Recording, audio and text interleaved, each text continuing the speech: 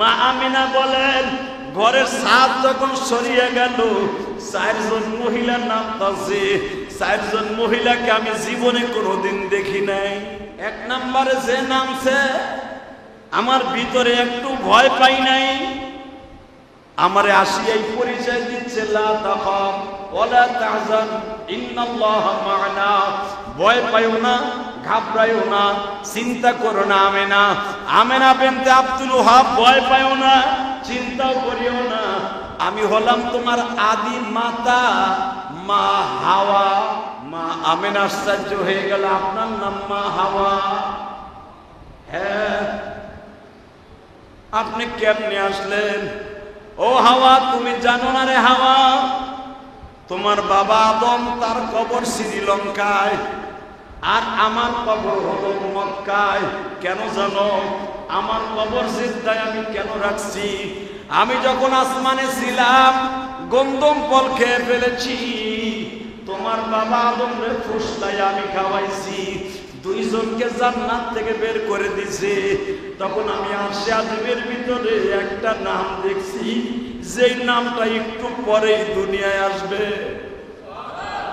আরো জোরে কম, আমিনা রে আমিনা।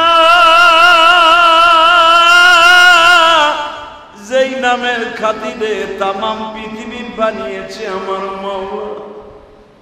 তোমার বাবা তোমার আমি মা হাওয়া জান্নাতের ভিতরে যখন বাইতুল মামুরে নামাজ পড়ার জন্য যাইতাম, আমাদের উপরে 5 ওয়াক্ত নামাজ ফরজ ছিল না। আমাদের পরে নামাজ ছিল মাত্র 3 ওয়াক্ত। 3 ওয়াক্ত নামাজে যাইতাম। 3 ওয়াক্ত নামাজে যাইবার পরে দেখতাম সবুজ গম্বুজের ভিতরে একটা নাম সবুজ অক্ষরে স্বর্ণের নেম প্লেটের মধ্যে ভাসিয়া উঠত। মাওলাকে বারবার জিজ্ঞাসা করতাম, মালিক ওই নামটা কার গো? যেই নামটা বারবার বাইতুল মামুরের ভিতরে চমকায়, নূরের আলোর মধ্যে চমকায়। আমার আল্লাহ বলতেন, মা কানা মুহাম্মাদুন নাবা হাদিম মির রিজালিকুম ওয়ালাকির রাসূলুল্লাহি ওয়া খাতামান নবিয়্যিন ওয়া কানা আল্লাহু। আমার আল্লাহ যখন বলতেছে, আদম রে যার নামটা চমকাইতেছে এই নামটা আর কারো নয়, তোমার সন্তানের মধ্যেই হবে, তার নাম হবে মুহাম্মদ,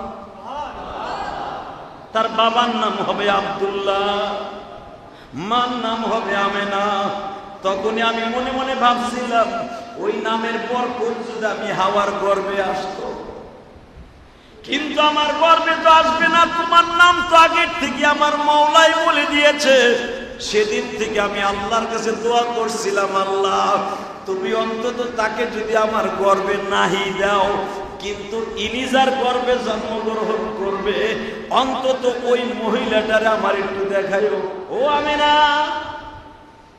আমিনা, তোমারে দেখার শখ আমার জান্নাতের ভিতরে ছিল। আল্লাহর সাথে ওয়াদা ছিল, তোমার একটু আমি দুনিয়ায় থাকাকালীন দেখবো তুমি কত দামি। এখন চোখের পানি ছেড়ে দেবেন গো বাবা। নবীর কথা শুনে যদি কারো চোখ দিয়ে অঝরে পানি ঝরে, জীবনে একবার হলো মদিনায় যাইতে পারবে।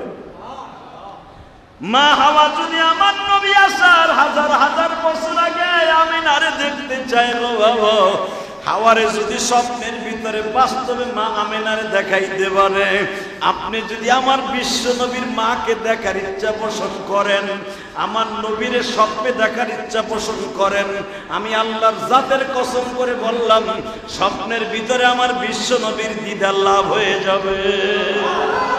মা হাওয়া হাজার হাজার বছর আগে বলছিল, আল্লাহ এই মহামানব যেই মহিলার গর্ভে আসবে, ওই মহিলার জীবনে একটা বার আমার একটু দেখাইও।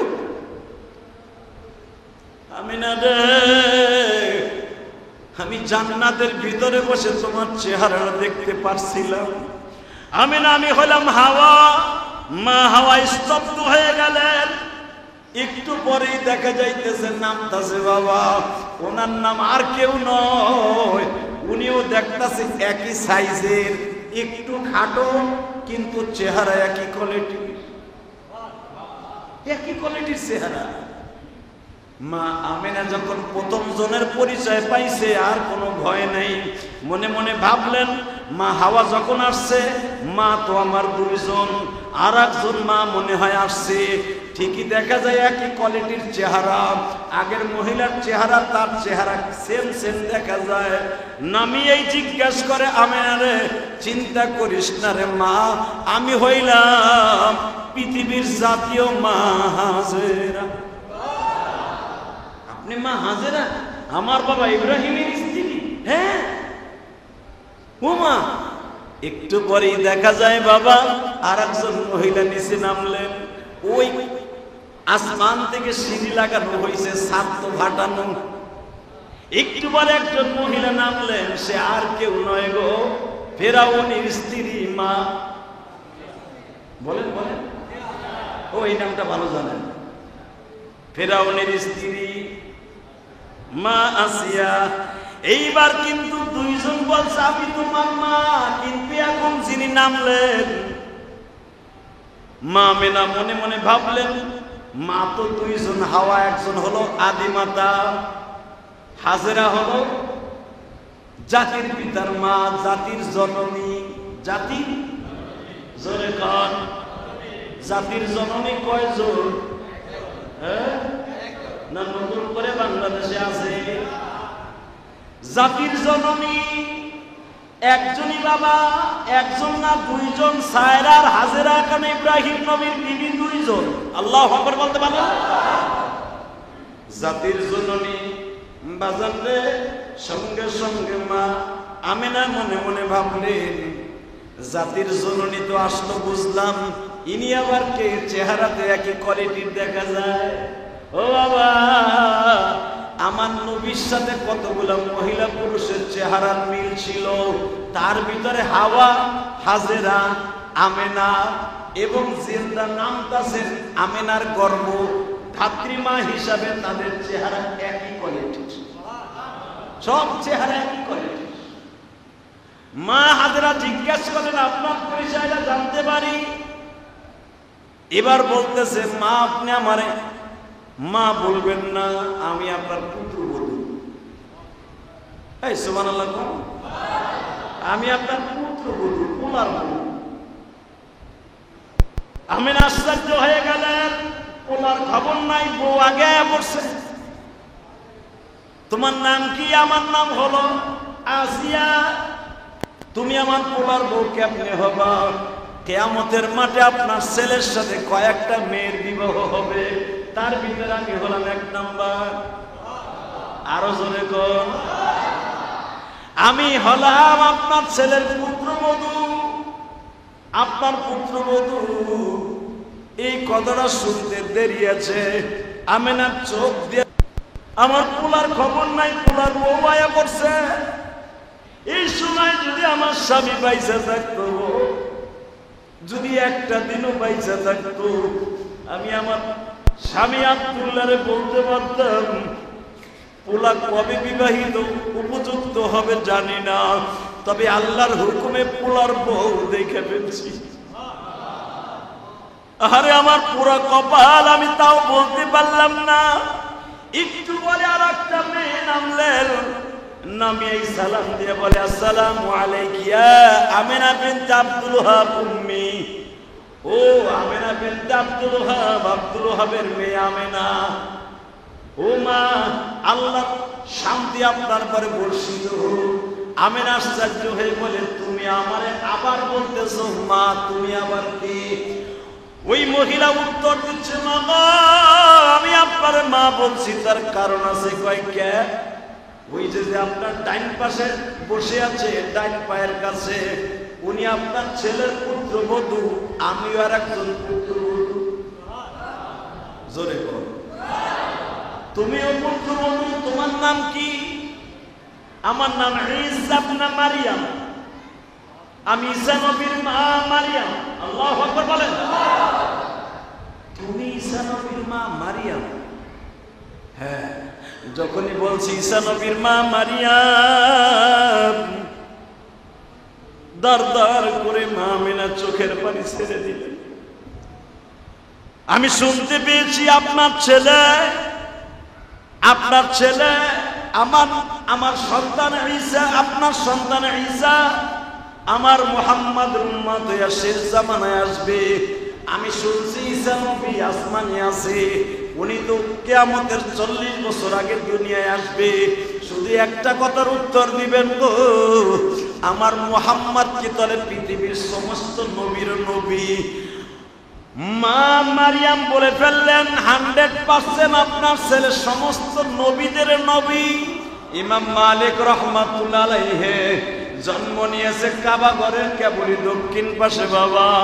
ইমাম মালিক রাহমাতুল্লাহ আলাইহি মক্কায় জন্ম নেওয়ার পরেও কোনোদিন মক্কায় থাকেন নাই, উনি মদিনায় চলিয়ে গেছেন। মৃত্যুর আগ পর্যন্ত মদিনায় থাকছেন। মদিনায় কেন থাকছেন সমস্ত মুহাদ্দিসগণ লেখেন। ইমাম মালিক বলেন আমার যখনই মন চাইবে কবর থেকে আমার নবীর একটা নজর দেখতে পারবো। আমি কবরে যাইবার পরে আমার নবীর সাথে আমার একটা রাস্তা হয়ে যাবে।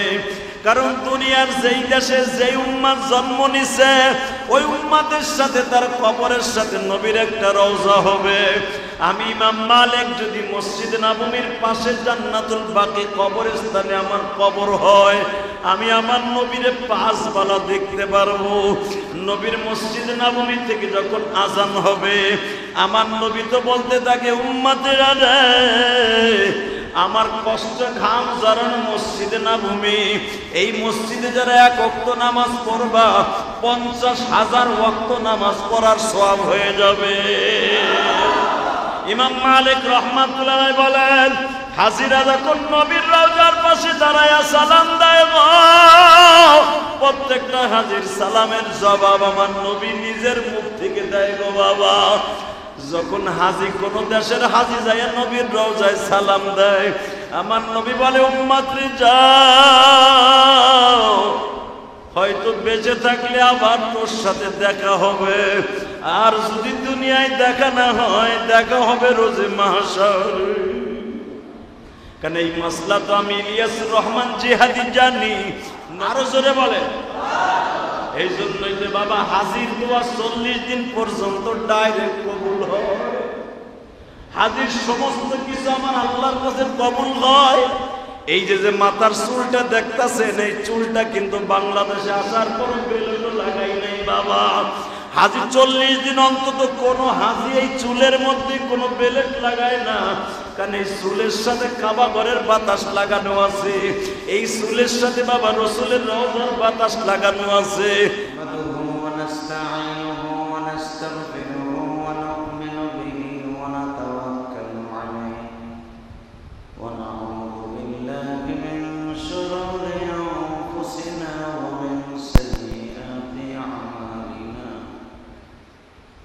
من يهده الله فلا مضل له ومن يضلل فلا هادي له. الذي أرسل رسوله بالهدى ودين الحق ليظهره على الدين كله وكفى بالله شهيدا. أما بعد فقد قال الله تبارك وتعالى: فأعوذ بالله من الشيطان الرجيم. بسم الله الرحمن الرحيم. وما أرسلناك إلا رحمة للعالمين. ولا تهنوا ولا تحزنوا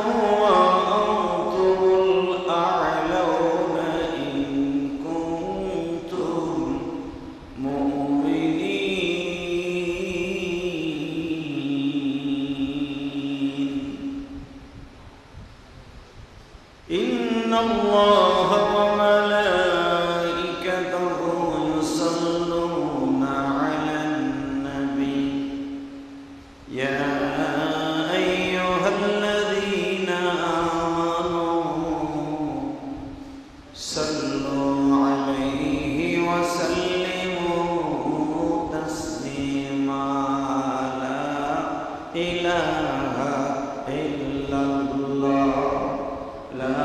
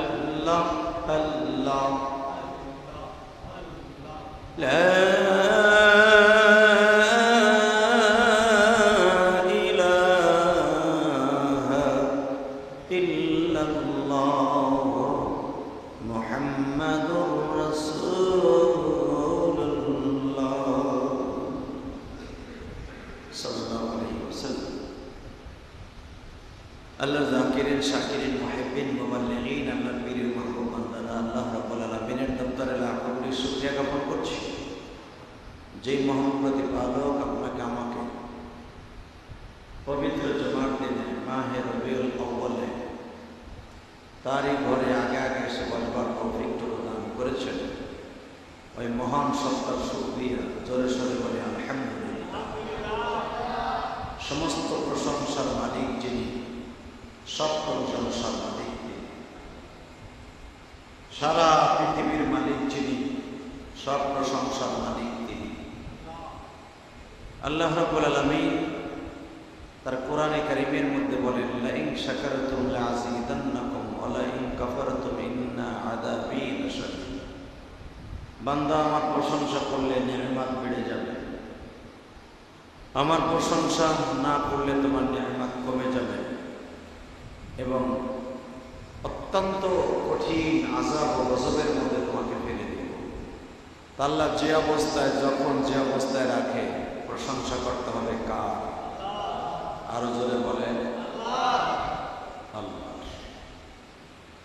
আসলে আমরা দুনিয়া আসছি কয়েকদিনের জন্য, আজ আসছি কাল নাই, বাহাদুরি করে কোনো লাভ নেই। কথা ঠিক না? হযরত ওমর রাদিয়াল্লাহু তাআলা আনহু রাসূল আকরাম সাল্লাল্লাহু আলাইহি ওয়াসাল্লামের দপ্তরে যখন থাকতেন, মসজিদে নববীর ভিতরে যখন রাসূলের সামনে থাকতেন, হযরত ওমর রাদিয়াল্লাহু তাআলা আনহু বিশ্বনবীর সামনে বলতেন, ইয়া রাসূলুল্লাহ, আপনাকে আমার জানের চাইতে বেশি ভালোবাসি, কিন্তু যখন আমি বাসায় যাই অথবা বিবির কাছে যাই অথবা ব্যবসা প্রতিষ্ঠানে দোকানে যাই, আমার কেন যেন মনে হয় আপনারে ভুলে যাই। তাহলে কি আমি মুনাফিক হয়ে গেলাম না? বিশ্বনবী বললেন, আমার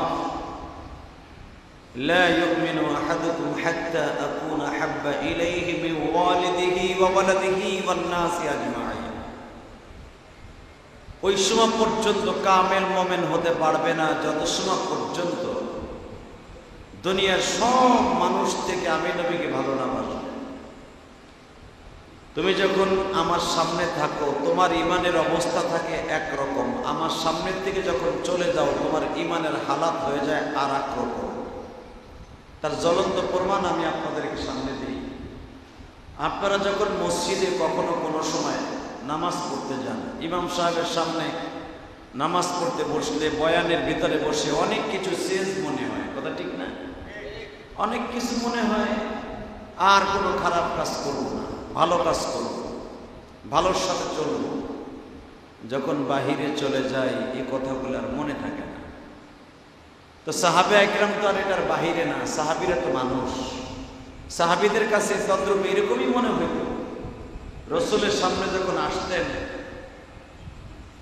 তখন মনে হইত সারা দুনিয়া একদিকে, আমার দিন, আমার ধর্ম, আমার বিশ্ব নবী আর একদিকে, কথা ঠিক না?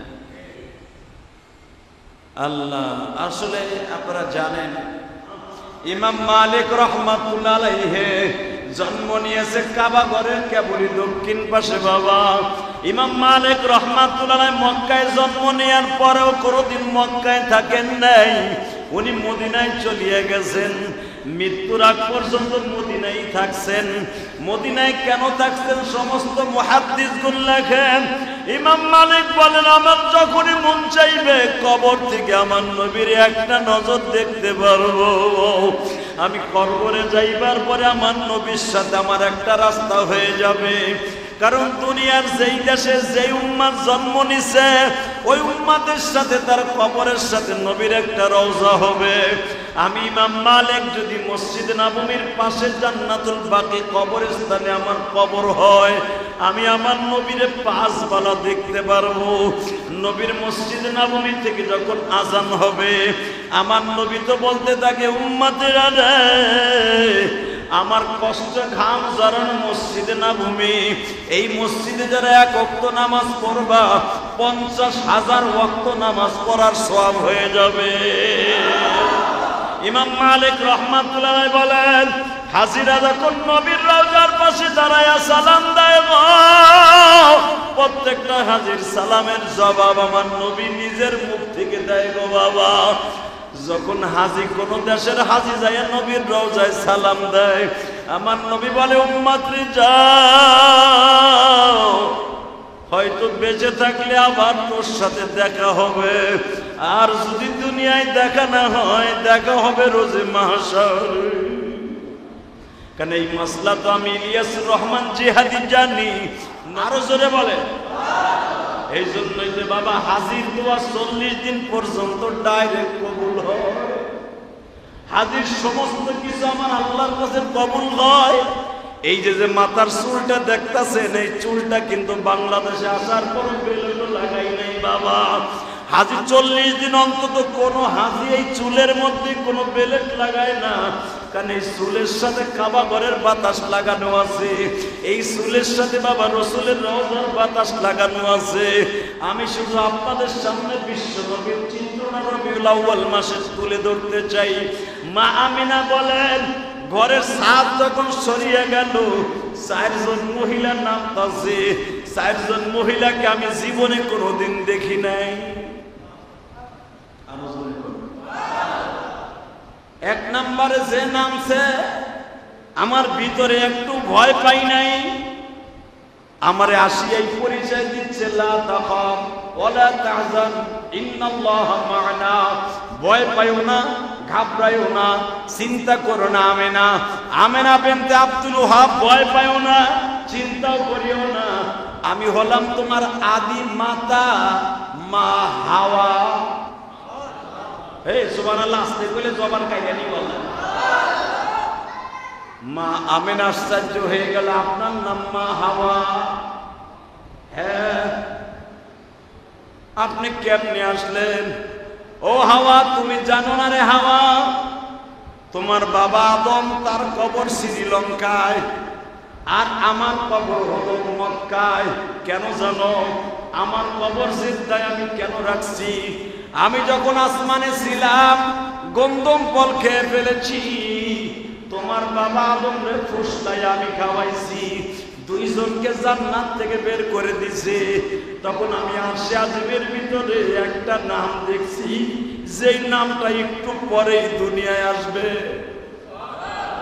আরো জোরে কম, আমিনা রে আমিনা, নামের খাতিরে তামাম পৃথিবী বানিয়েছে আমার মাওলা। তোমার বাবা তোমার আমি মা হাওয়া জান্নাতের ভিতরে যখন বাইতুল মামুরে নামাজ পড়ার জন্য যাইতাম, আমাদের উপরে 5 ওয়াক্ত নামাজ ফরজ ছিল না, আমাদের উপরে নামাজ ছিল মাত্র 3 ওয়াক্ত।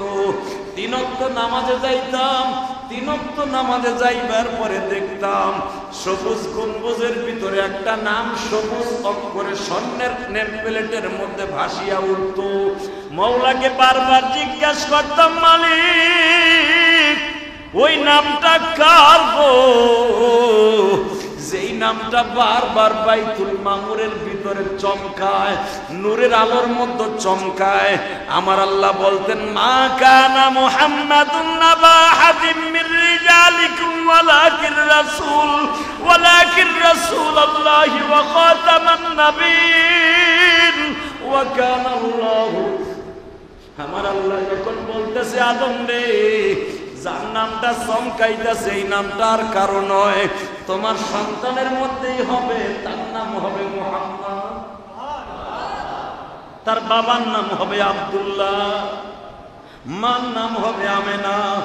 তখনই আমি মনে মনে ভাবছিলাম, ওই নামের বরকত যদি আমি হাওয়ার গর্ভে আসতো, কিন্তু আমার গর্ভে তো আসবে না, তোমার নাম তো আগের থেকে আমার মাওলাই বলে দিয়েছে। সেদিন থেকে আমি আল্লাহর কাছে দোয়া করছিলাম, আল্লাহ তুমি অন্তত তাকে যদি আমার গর্ভে নাহি দাও, কিন্তু ইনিজার গর্ভে জন্মগ্রহণ করবে, অন্তত ওই মহিলাটারে আমার একটু দেখাইও। সুবহানাল্লাহ, বাইতে যেয়ে কই আরো জোরে কর, ও আমিনা, আমিনা তোমারে দেখার সব আমার জান্নাতের ভিতরে ছিল। আল্লাহর সাথে ওয়াদা ছিল, তোমার একটু আমি দুনিয়ায় থাকাকালীন দেখবো তুমি কত দামি। এখন চোখের পানি ছেড়ে দেবেন গো বাবা। নবীর কথা শুনে যদি কারো চোখ দিয়ে অঝরে পানি ঝরে, জীবনে একবার হলো মদিনায় যাইতে পারবেন। মা হাওয়া যদি আমার নবী আসার হাজার হাজার বছর আগে আমিনারে দেখতে চাই গো বাবা, হাওয়ারে যদি স্বপ্নের ভিতরে বাস্তবে মা আমিনারে দেখাইতে পারে, আপনি যদি আমার বিশ্ব নবীর মাকে দেখার ইচ্ছা পোষণ করেন, আমার নবীর স্বপ্নে দেখার ইচ্ছা পোষণ করেন, আমি আল্লাহর জাতের কসম করে বললাম, স্বপ্নের ভিতরে আমার বিশ্ব নবীর দিদার লাভ হয়ে যাবে। মা হাওয়া হাজার হাজার বছর আগে বলছিল, আল্লাহ এই মহামানব যেই মহিলার গর্ভে আসবে, ওই মহিলার জীবনে একটা বার আমার একটু দেখাইও। আমি না রে, আমি জান্নাতের ভিতরে বসে তোমার চেহারা দেখতে পারছিলাম। আমি না, আমি হলাম হাওয়া। মা হাওয়া স্তব্ধ হয়ে গেলেন। একটু পরেই দেখা যাইতেছে নামতাছে বাবা, ওনার নাম আর কেউ নয়, উনিও দেখতাছে একই সাইজের, একটু খাটো, কিন্তু চেহারা একই কোয়ালিটির, একই কোয়ালিটির চেহারা। মা আমেনা যখন প্রথম জনের পরিচয় পাইছে, আর কোনো ভয় নেই। মনে মনে ভাবলেন, মা হাওয়া যখন আসছে, মা তো আমার 2 জন, আর একজন মা মনে হয় আসছে। ঠিকই দেখা যায় একই কোয়ালিটির চেহারা, আগের মহিলার চেহারা তার চেহারা সেম সেম দেখা যায়। নামিয়েই জিজ্ঞেস করে, আমেনা রে চিন্তা করিস না রে মা, আমি হইলাম পৃথিবীর জাতীয় মা হাজেরা। আপনি মা হাজেরা, আমার বাবা ইব্রাহিমের স্ত্রী? হ্যাঁ। ও মা। একটু পরেই দেখা যায় বাবা আর একজন মহিলা নিচে নামলেন। ওই আসমান থেকে সিঁড়ি লাগানো হয়েছে, ছাদ তো ফাটানো। একটু পরে একজন মহিলা নামলেন, সে আর কেউ নয় গো, ফেরাউনের স্ত্রী মা।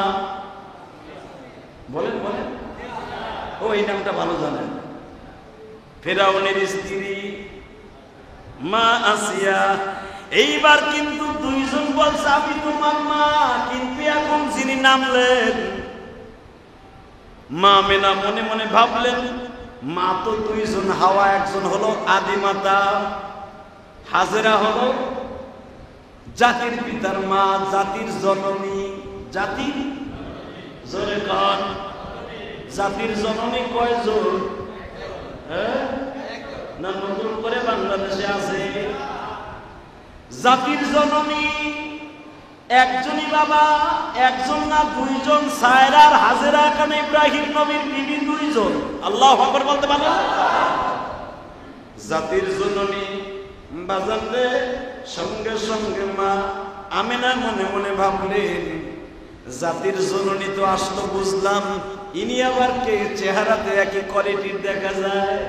ও বাবা, আমার নবীর সাথে কতগুলো মহিলা পুরুষের চেহারার মিল ছিল, তার ভিতরে হাওয়া, হাজেরা, আমেনা এবং জিন্দা নামতাছেন আমেনার গর্ভ ধাত্রীমা হিসাবে তাদের চেহারা একই কোয়ালিটির, সব চেহারা একই কোয়ালিটির।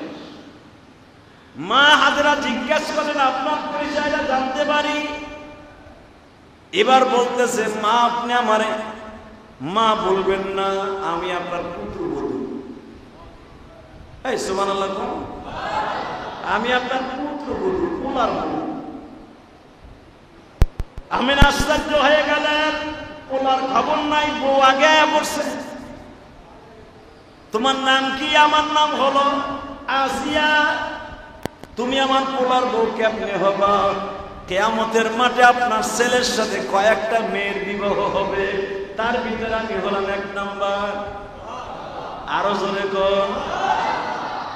আমি হলাম আপনার ছেলের পুত্রবধূ, আপনার পুত্রবধূ। এই কথাটা শুনতে দেরি আছে। আমেনার চোখ দিয়ে আমার পোলার খবর নাই, পোলার বউ আয়া করছে। এই সময় যদি আমার স্বামী বাইসা থাকতো, যদি একটা দিনও বাইসা থাকতো, আমি আমার স্বামী আব্দুল্লাহরে বলতে পারতাম, পোলা কবে বিবাহিত উপযুক্ত হবে জানি না, তবে আল্লাহর হুকুমে পোলার বউ দেখে ফেলছি। আরে আমার পুরো কপাল, আমি তাও বলতে পারলাম না। একটু বলে আর একটা মেয়ে নামলেন, নামিয়ে সালাম দিয়ে বলে, আসসালামু আলাইকুম আমেনা বিনতে আব্দুল ওয়াহাব উম্মি। ও আমেনা বিনতে আব্দুল ওয়াহাব, আব্দুল ওয়াহাবের মেয়ে আমেনা। ও মা, আল্লাহ শান্তি আপনার পরে বর্ষিত হোক। আমেনা আশ্চর্য হয়ে বলে, তুমি আমারে আবার বলতেছো মা, তুমি আবার কি? ওই মহিলা উত্তর দিচ্ছে, মা আমি আপনার মা বলছি, তার কারণ আছে। কয়েকটা ওই যে আপনার ডাইন পাশে বসে আছে, ডাইন পায়ের কাছে, উনি আপনার ছেলের পুত্রবধূ, আমিও আর একজন পুত্রবধূ। জোরে কর। তুমিও পুত্রবধূ, তোমার নাম কি? আমার নাম ঈসা ইবনে মারিয়াম, আমি ঈসা নবীর মা মারিয়াম। আল্লাহু আকবার বলেন। তুমি ঈসা নবীর মা মারিয়াম? হ্যাঁ। যখনই বলছি ঈসা নবীর মা মারিয়াম, দার দার করে মা আমেনা চোখের পানি ছেড়ে দিলেন। আমি শুনতে পেয়েছি আপনার ছেলে, আপনার ছেলে আমার সন্তান ঈসা, আপনার সন্তান ঈসা আমার মুহাম্মদ উম্মত হয়ে শেষ জামানায় আসবে। আমি শুনছি ঈসা নবী আসমানে আছে, উনি তো কিয়ামতের 40 বছর আগে দুনিয়ায় আসবে। শুধু একটা কথার উত্তর দিবেন গো, আমার মুহাম্মদ কি তলে পৃথিবীর সমস্ত নবীর নবী? মা মারিয়াম বলে ফেললেন, 100% আপনার ছেলে সমস্ত নবীদের নবী, সমস্ত মানুষের শ্রেষ্ঠ মানুষ। এখন আপনারা উত্তর দেন, মারিয়াম যদি দুনিয়া আসার আগে নবীর শ্রেষ্ঠ মানুষ ঘোষণা দেয়, ভারতের একজন পান্ডা, নাস্তিক, কুত্তা, এক পুরোহিত, একজন ব্রাহ্মণ আমার নবীকে গালি দিয়েছে, আমার নবীকে চরিত্রহীন বলে গালি দিয়েছে, নবীর চরিত্রে বলে ভেজাল ছিল, এই কথা বলেছে। ওই পুরোহিতরে বাংলার জমিনে নয়, পৃথিবীর যে প্রান্তেই থাকবে, ভারতের জমিন থেকে তারে উৎখাত করতে হবে। রাজি আছেন না নাই? বাংলার জমিন শুধু নয়, ভারতের জমিন শুধু নয়, পাকিস্তানের জমিন নয়, পৃথিবীর যে প্রান্তে জন্ম নেবে আমার নবীর যে গালি দিবে, নবীর চরিত্র নিয়ে কথা বলবে, ওর বিরুদ্ধে আমাদের আন্দোলন। আর জায়গায় পুঁতে ফেলবো কথা ঠিক যাবে ঠিক। পৃথিবীর সব সৃষ্টিকুলের মধ্যে চরিত্রে ভেজাল থাকতে পারে, আমার নবীর চরিত্রের মধ্যে কোনো ভেজাল নাই। ভারতের পুরোহিতের কত বড় সাহস, ব্রাহ্মণের কত বড় সাহস, আকাডার দেশে জন্ম নিয়া তুই আমার নবীরে গালি দিবি আর আশেকে রাসূল বলে এটা সহ্য করবে, এটা কখনো ভাবিস না। পৃথিবীর যে প্রান্তে তুই থাকবি তোর বিচার আল্লাহর জমিনে হবে। তোর জমিনে, পৃথিবীর যেই জমিন যার জন্য বানিয়েছে এই জমিনে তোর বিচার হবে, তোর বিচার এই জমিনে হবে। ভারত সরকারকে বলবো আপনার ওই পুরোহিতকে অতি তাড়াতাড়ি বিচারের কাঠ করে দাঁড় করান। বাংলাদেশের মুসলমান প্রতিটা জেলায় জেলায় এই পুরোহিতের বিরুদ্ধে আন্দোলন গড়ে তুলছে। এমনকি ভারত, দিল্লি, নয়া দিল্লি, ওল্ড দিল্লি, প্রত্যেকটা দিল্লির রাস্তাঘাট লং মার্চ 1-2 কিলোমিটার নয়, প্রায় 100 কিলোমিটার রাস্তা মুসলমান পায়ে হেঁটে দিল্লির মসজিদকে ঘেরাও করেছে। কারণ এরা আশেকে রাসূল, আর আশেকে রাসূলের স্পিরিট আপনারা দেখেছেন। সেই দিল্লি 100 কিলোমিটার রাস্তা পর্যন্ত এদের লাইন চলে গেছে আশেকে রাসূলের। তাদের একটাই কথা, আমার নবীকে যারা অপমান করেছে ভারতবর্ষে তাদের থাকার অধিকার নাই। তা ভারতের ভিতরে যদি নবীকে গালি দিয়ে আমার নবীর চরিত্র নিয়ে কথা বলে যদি তারা বিচারের দাবি রাখতে পারে, আমরা রসুলের ভালোবাসা আছে, রসুলকে ভালোবাসি, আমরাও কি বেঈমানের বিরুদ্ধে আন্দোলন করতে পারি না? কি বলেন, পারি না? পারি তো ইনশাআল্লাহ। এই মুসলমান, আপনি ভাবতে পারেন এটা তো আমার দেশে নয়, এখান থেকে আন্দোলন করলে কি হবে? সারা পৃথিবীতে দেখায় দেব, সারা পৃথিবীতে যে নবীর আশেক শুধু দিল্লিতে নয়, আসামে নয়, আসাম রাজ্য নয়, বেঙ্গলে নয়, সারা পৃথিবীতে নবীর আশেক আছে। এই উমরায় যে দেখলাম সৌদি আরবের মানুষগুলো ওই পুরোহিতকে প্রতিবাদ করেছে। এবং শুধু তাই নয়, মক্কার যত ইমাম আছে, 2টা জুমাই তো পেয়েছি, মক্কায় একটা, মদিনায় একটা, প্রত্যেকটা খুতবার ভিতরে ইমাম সাহেব বলেছে আমার বিশ্বনবীর ইজ্জত, আমার বিশ্বনবীর সম্মান পৃথিবীর শ্রেষ্ঠ সম্মান।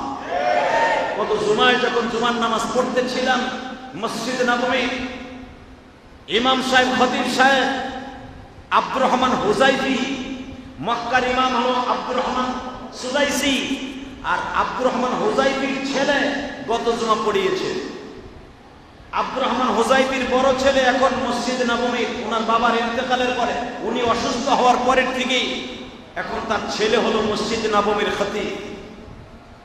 তো আব্দুর রহমান হুজাইফির সন্তান, উনি খুতবার ভিতরে বিশ্বনবীর চরিত্র নিয়ে কথা বলতেছিলেন।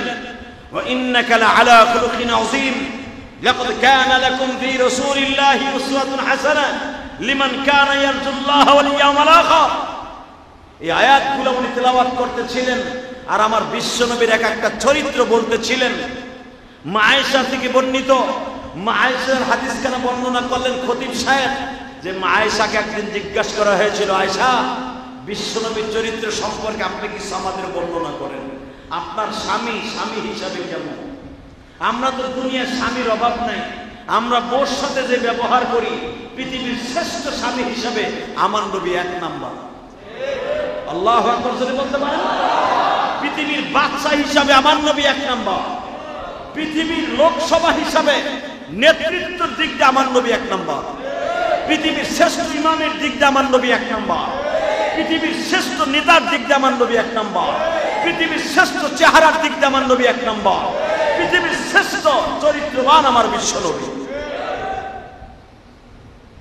মা আয়েশাকে জিজ্ঞেস করা হলো, এই খুতবার ভিতরে পড়তেছিলেন এই হাদিস কানা।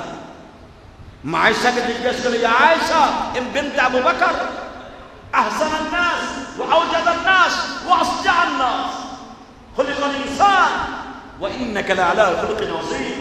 সমস্ত মানুষের মধ্যে কুল্লুল ইনসান খলিকাল হাসান মুহাম্মদ ইবনে আব্দুল্লাহ।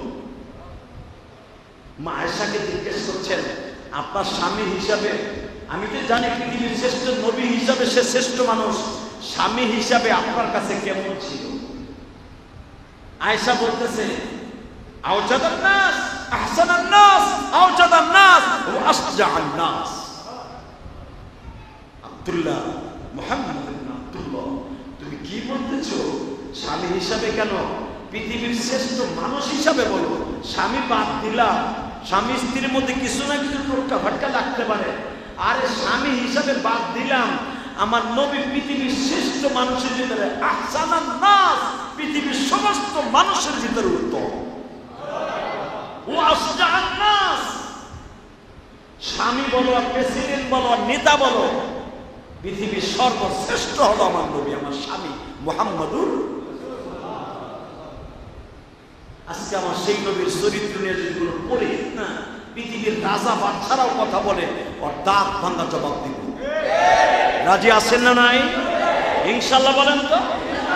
তোর নবী পক্ষে যদি পৃথিবীর যে প্রান্তি হোক প্রতিবাদের জ্বর উঠায়, ওই ভারতের পরিহিত ওই নাস্তিক বেঈমান কুত্তার বিরুদ্ধে বস্ত্র মুষ্টি ধারণ করে ভারত যেতে পারবো না, যেখানে সমাবেশ মিছিল মিটিং হবে নবীর পক্ষে প্রতিবাদ করার জন্য, দোকানপাট রাস্তাঘাট সব ফেলে রেখে একটু প্রতিবাদ করতে যেতে পারবো না?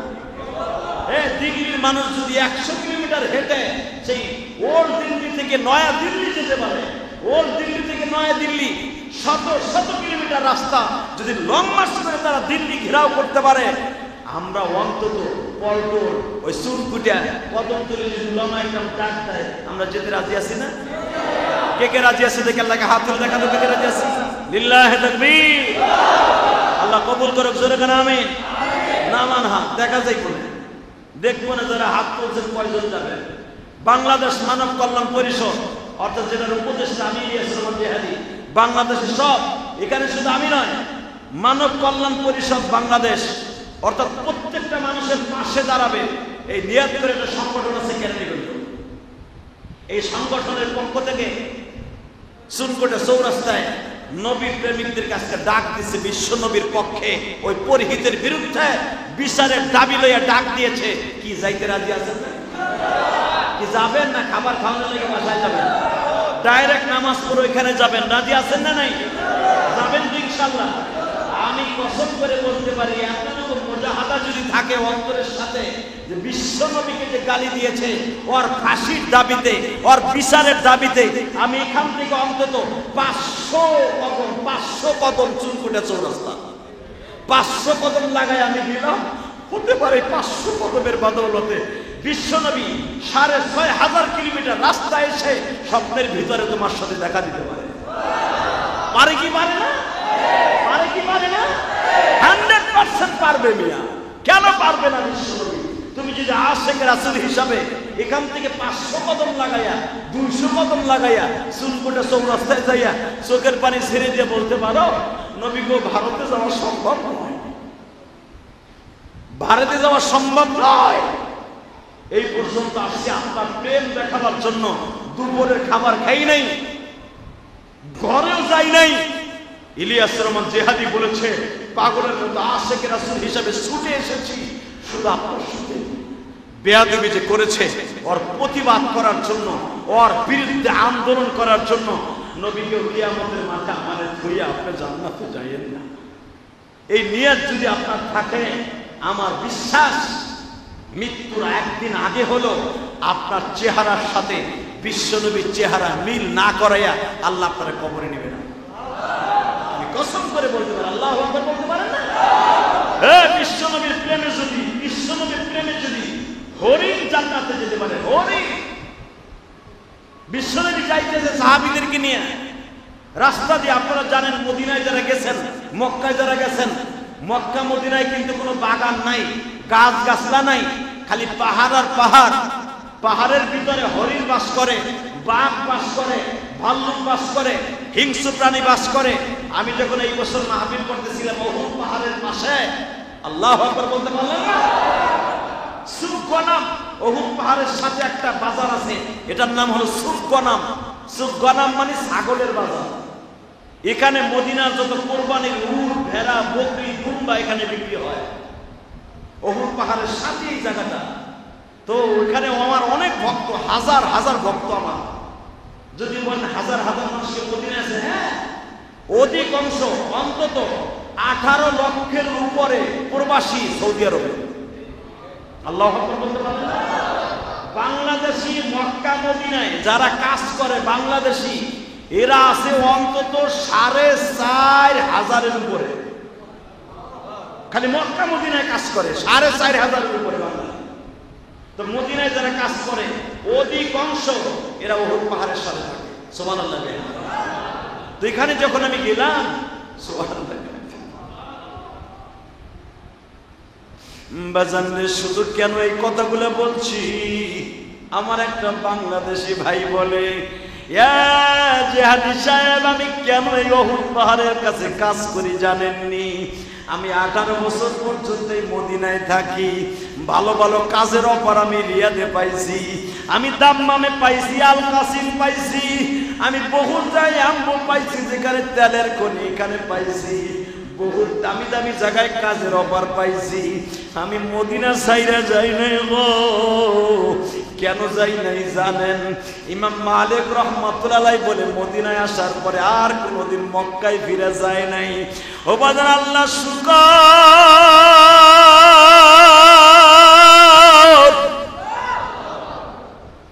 এই বছর উমরায় যাওয়ার পরে কুমিল্লা দেবিদ্বারে একজন হাজির মারা গেছে।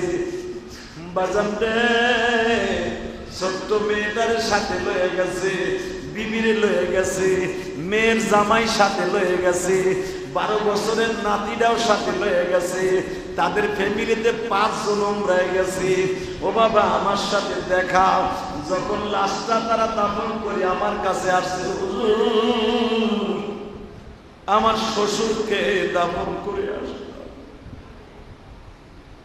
আমি তার মাথায় হাত দিয়া বললাম, আপনার শ্বশুরের সাথে দাবি আর কি আছে?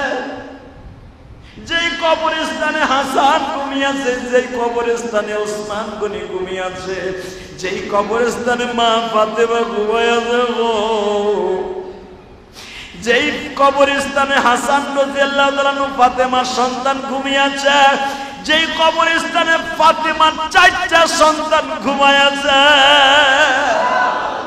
যেই কবরস্থানে আমার নবীর 9 জন বিবি ঘুমিয়েছে, এই কবরস্থানে আপনার শ্বশুর ঘুমাইবা।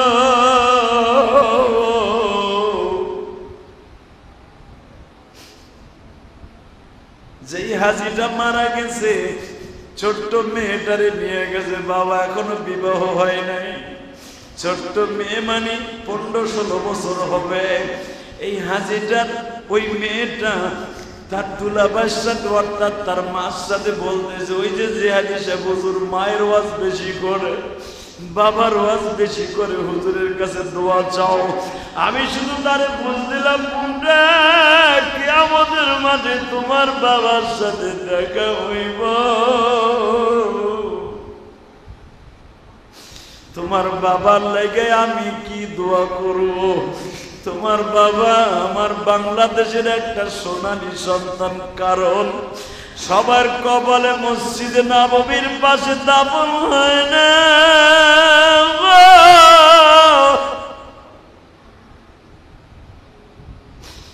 মেয়েটারে যতই বুঝ দেই বাবা, কোন রকম বুঝ মানে না। বোরকার ভাগ দিয়ে কাইন্দা কাইন্দা বলে,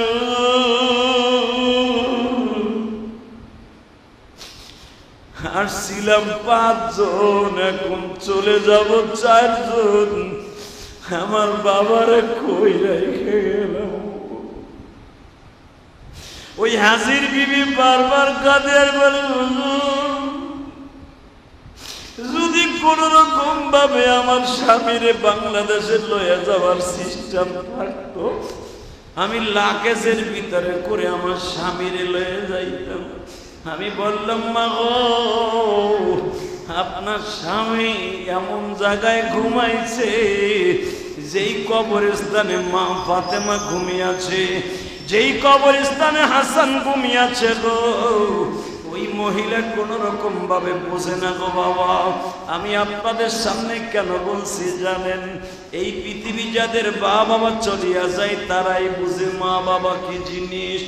এ যুবক ভাইরা, আমি কেন বলছি? ওই হাজী সাহেবের জামাই বারবার বলতেছে, হুজুর আমার শ্বশুরকে যখন কবর দিলাম, কবরের ভিতরে দেখতেছি কেমন একটা সুঘ্রাণ বের হয়ে গেছে। হুজুর, যে আতর লাগাই আমার শ্বশুরকে আমরা দাফন করছি, আমি তো কবরের মধ্যে তাকাইছিলাম কিভাবে কবর দেয়। হুজুর, কবরের ভিতর থেকে এমন একটা ঘেরান আসছে, যেই ঘেরান আতর, ওই কোয়ালিটির আতর আমি কোনোদিন পাই নাই। আল্লাহু আকবার, জোরে বলতে পারলেন না? আমি এই কথা কেন বলছি? ওই জান্নাতুল বাকি কবরস্থানে বিশ্বনবী বলেন, এমন একটা মানুষ নাই যদি ঈমান থাকে আমার আশিকে রাসূল হয়, ওরে যখন এখানে কবর দিবে, ওই কবর দেওয়ার সাথে সাথে আমি নবীর রওজার সাথে তার রওজার সাথে যোগাযোগ হয়ে যাবে। বাজান, আপনাদের খেদমত আরজ করতে চাই, বেশি সময়ে কথা বলবো না, শুধু একটা কথার উত্তর দেবেন, বিশ্বনবীর সাথে জান্নাতে যাওয়ার নিয়ত আছে না নাই? সবাই আছে ইনশাআল্লাহ? বলেন, নবীরে স্বপ্নে দেখার নিয়ত আছে না নাই? যদি বিশ্বনবীকে স্বপ্নে দেখার নিয়ত থাকে, এখন রেডি হন। নবীরে পৃথিবীর যে প্রান্তে গালি দেবে ওরা জ্যান্ত পুঁতে ফেলবো।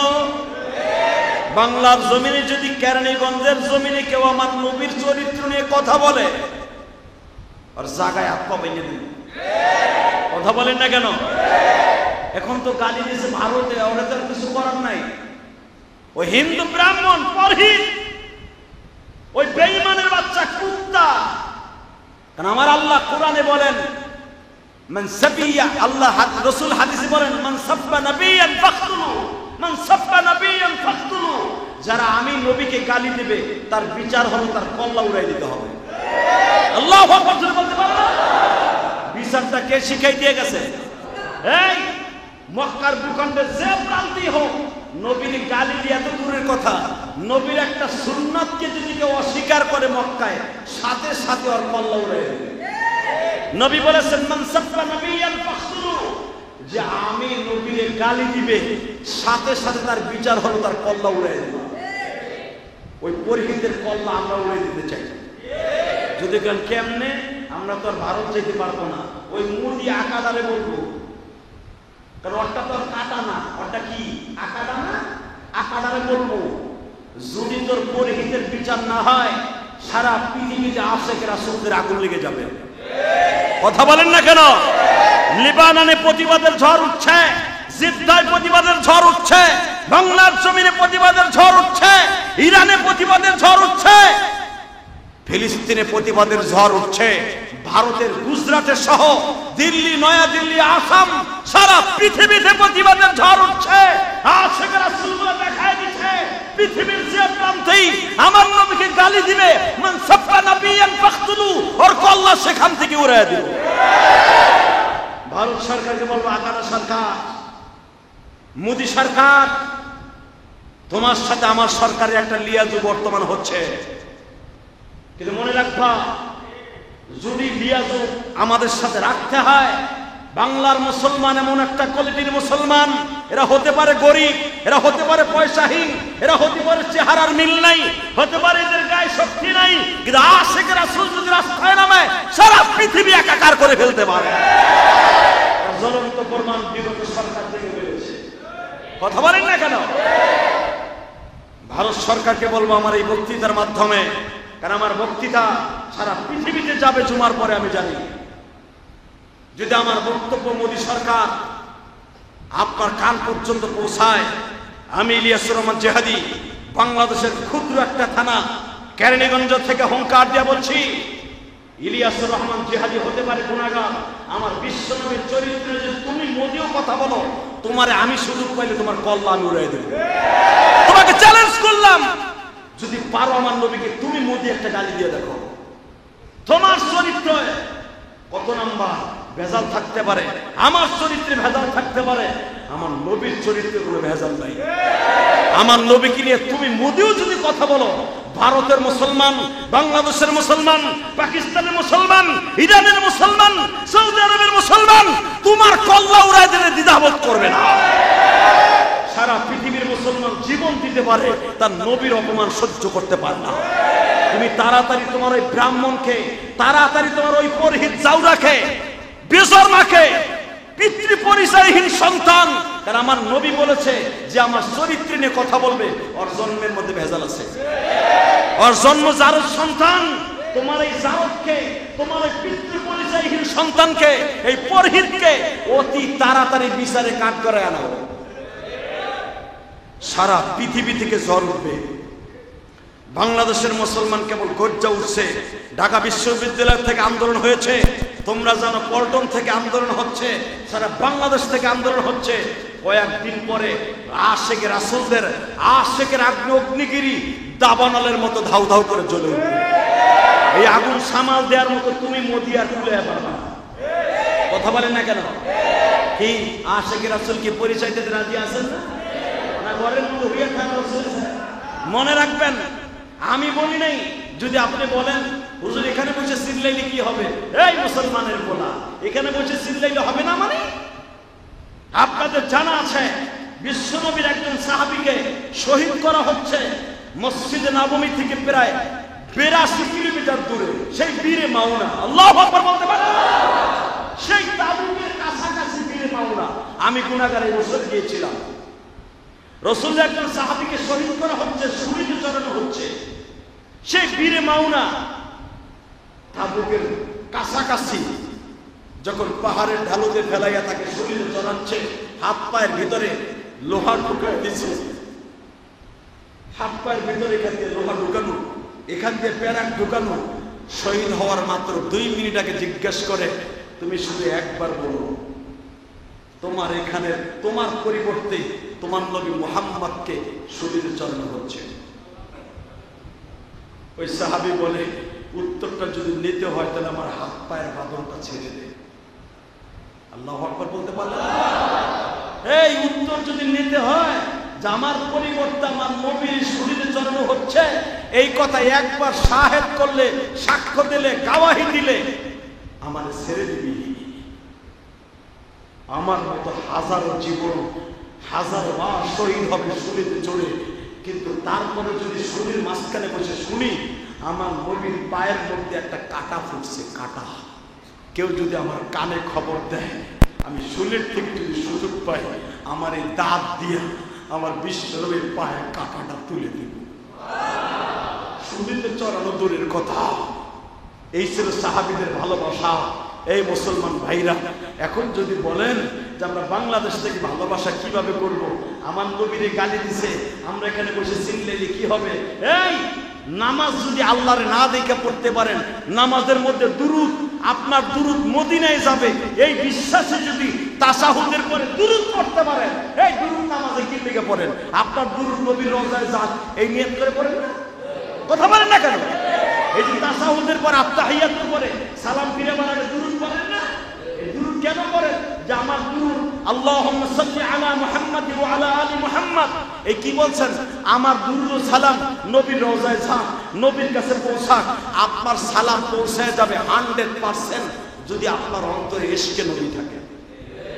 আর ইশকে নবী না থাকলে আপনার দুরূদ আসমানে যাবে না, নবীর রওজায় যাবে না। তাহলে এখান থেকে যদি 6,500 কিলোমিটার দূর থেকে নামাজের ভিতরে সালাম যাবে এই আশা নিয়ে দুরূদ পড়তে পারেন, মনে রাখবেন আপনার প্রতিভা এখান থেকে 500 কিলোমিটার দূরে যেতে পারে, 1000 কিলোমিটার দূরে যেতে পারে।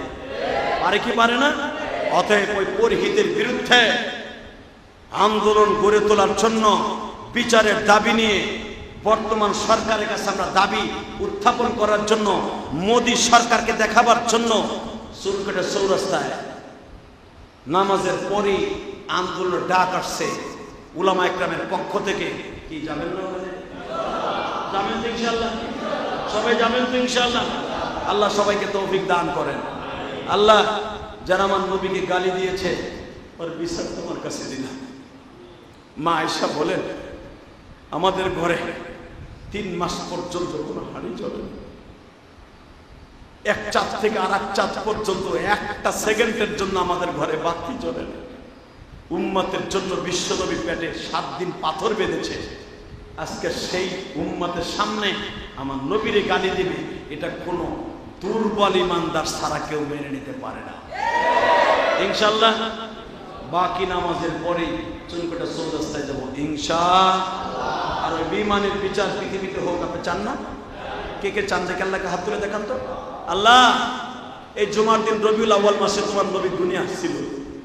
এই রবিউল আউয়াল মাসে তোমার কাছে বিচার দিলাম, জানি আমাদের বিচার দুনিয়ার কোন আদালতে করবে না, তোমার আদালতে দিলাম। এই পরহিতের বিচার পৃথিবীতে তুমি করবা। আল্লাহ, তুমি ওকে হেদায়েত দিবা, তা না হলে হেদায়েত না থাকলে চিরতরে ধ্বংস করে দিবা, চিরতরে ধ্বংস করে দিবা, চিরতরে ধ্বংস করে দিবা, চিরতরে ধ্বংস করে দিবা। ভারতের ভিতরে বহুত ঘটনা আছে যে বাবরি মসজিদে প্রথম বাড়ি দিয়েছিল সে কিন্তু মুসলমান হয়েছিল। কথা বলেন না কেন? এবং ভারতের ভিতরে বিশ্ব নবীকে যে সর্বপ্রথম নবীকে গালি দিয়েছিল সে কিন্তু মুসলমান হয়েছিল। সে শ্রীকৃষ্ণ, সেই শ্রীকৃষ্ণ যার নাম হয়েছিল ইসলাম, নুরুল ইসলাম, এই বাংলার জমিনে আসছিল ইসলাম কবুল করার পরে। যে বিশ্ব নবীকে স্বপ্নে দেখেছিলেন। ভারতে বহুত ঘটনা আছে, যেই ঘটনা বিদ্যমান এইটাই বোঝা যায় যে বিশ্ব নবীর ভালোবাসা ভারতের ভিতরে আছে।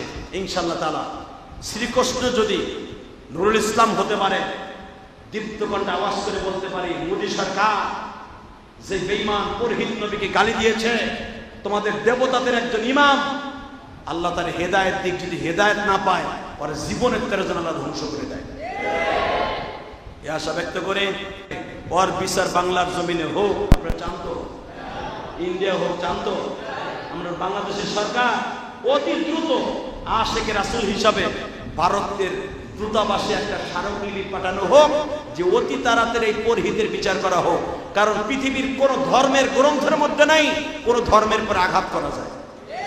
আর সব ধর্ম বাদ দিলাম, পৃথিবীর শ্রেষ্ঠ ধর্ম ইসলাম ধর্ম। পৃথিবীর শ্রেষ্ঠ মানুষ আমার নবী মানুষ। আমার নবীকে যে গালি দিবে, মান সাব্বা নাবিয়ান ফাকতুলু, আর দুনিয়া রাখা যাবে না। কে নবী যদি বিচার করে দিয়া যায় যে যারা আমারে গালি দিবে ওর কল্লা উড়াই দিবা, বিচার পৃথিবীর কোন আদালতে লাগবে না। পৃথিবীর শ্রেষ্ঠ আদালতবিদ, পৃথিবীর শ্রেষ্ঠ জজ সাহেব আমার নবী যদি বিচার রায় দিয়ে যেয়ে থাকে, অতি তাড়াতাড়ি বলবো ভারত সরকার তোমার পরহিতকে অতি তাড়াতাড়ি ফাঁসির মঞ্চে ঝুলাও, অথবা পরে হেদায়েত পাওয়ার সুযোগ দাও। আল্লাহ আমাদের সবাইকে তৌফিক দান করো। ওর বিচার বাংলার জমিনে হোক, আল্লাহর কাছে আমরা বিচার চাই। এই আশা ব্যক্ত করে আপনাদের সকলের কাছে দাবি থাকবে, আমি তো সবে মাত্র আইছি কয়েকদিন ধরে, আল্লাহ তাআলা যেন আপনাদের সবাইকে কবুল করেন। সবাই আমার জন্য দোয়া করবেন, আমি আপনাদের জন্য দোয়া করি। আমরা একসাথে মিছিল দিয়ে যাব চুনকোটা চৌরাস্তায়। রাজি আছেন তো ইনশাআল্লাহ? কিনা বাসায় চলে যাবেন? হ্যাঁ, বাসায় যাবেন কেন? আমি তো চিনি সবগুলো, দেখবো কেটা বাসায় যায় আর কেটা চুনকোটে যায়।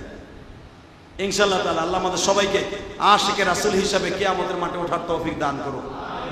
আল্লাহ আমাদের সবাইকে কবুল করুন। আসেন তওবা করি, আস্তাগফিরুল্লাহ রাব্বি মিন কুল্লি যামবি ওয়া আতুবু ইলাইহি লা হাওলা ওয়ালা কুওয়াতা ইল্লা বিল্লাহিল আলিয়্যিল আযীম লা ইলাহা ইল্লাল্লাহ মুহাম্মাদুর রাসূলুল্লাহ সাল্লাল্লাহু আলাইহি ওয়াসাল্লাম।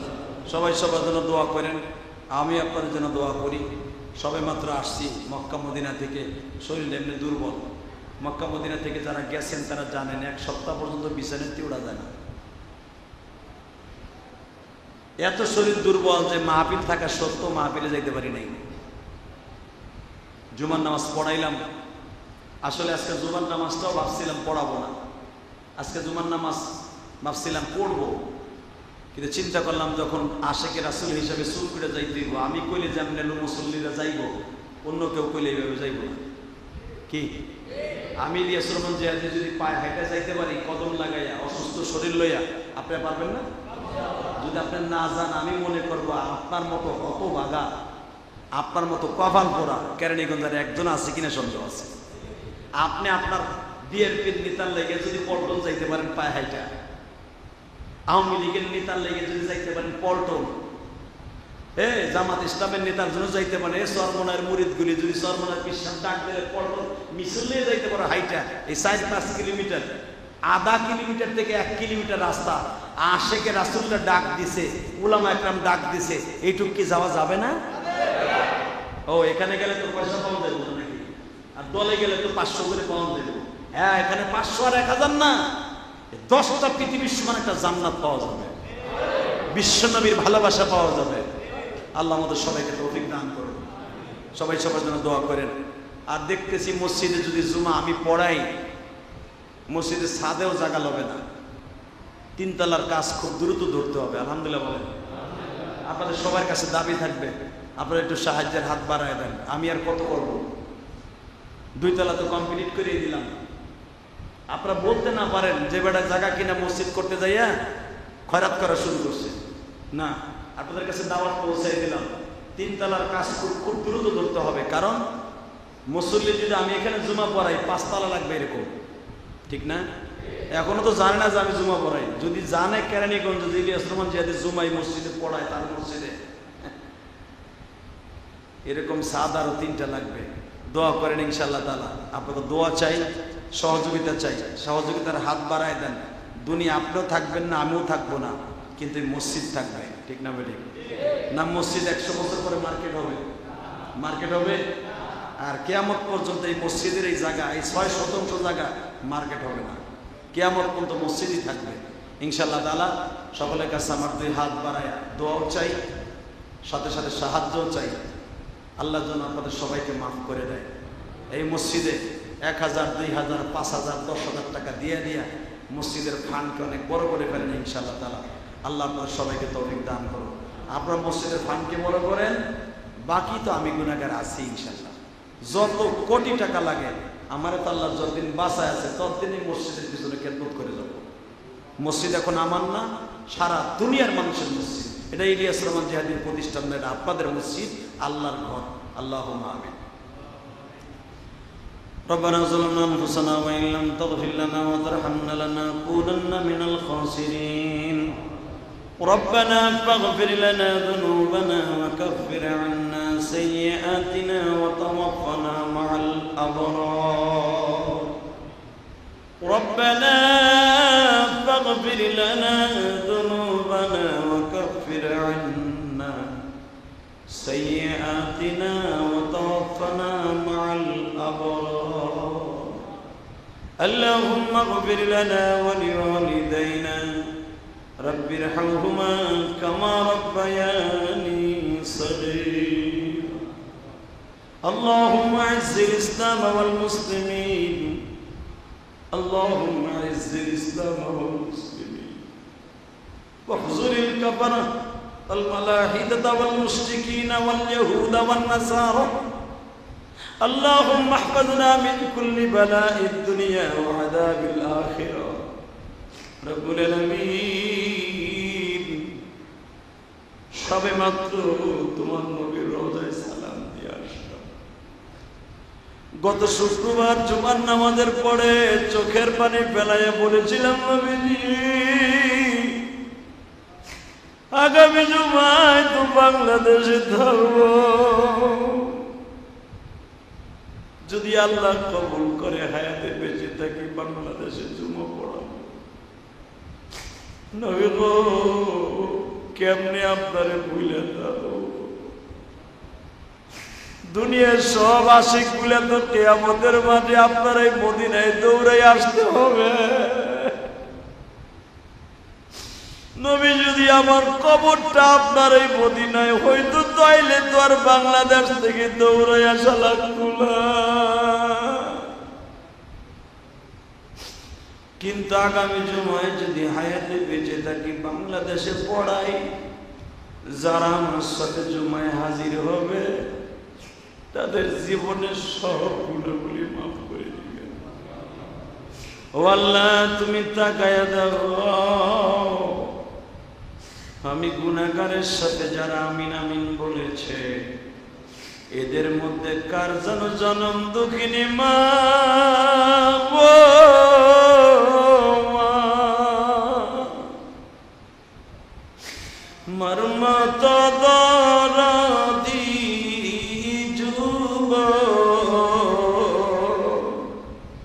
মার মতো দরদি যুবক এই জমিনে নাই।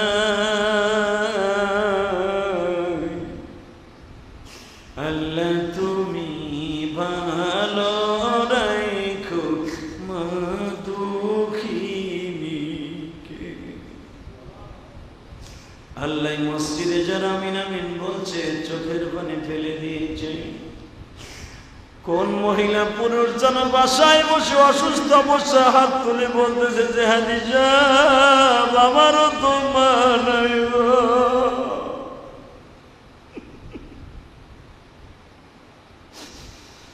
আর এখানে যারা আছে অধিকাংশ ভাইয়েরা বাংলাদেশের বিভিন্ন জায়গায় বাড়ি। যখন বাসার থেকে রওনা দেয় মা পাশে দাঁড়ায় বারবার বলেছিল বাবা আবার গ্রামের বাড়ি কবে আইবা বাবা।